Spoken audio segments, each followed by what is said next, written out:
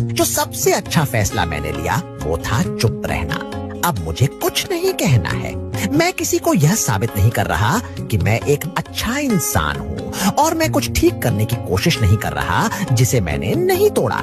मैं यह नहीं लड़ रहा कि लोग मेरी कीमत देखें। जो तुम करोगे वह तुम्हारी जिम्मेदारी है। तुम्हें उम्मीद करनी चाहिए कि तुम इसे पछताओ नहीं। मेरी चुप्पी में मुझे शांति मिली। अब मुझे खुद को साबित करने की जरूरत नहीं है, न ही मुझे वो चीजें सुधारने की जरूरत है जो मेरी नहीं थी। मैंने एक नई ताकत पाई है। यह एक शांत ताकत है।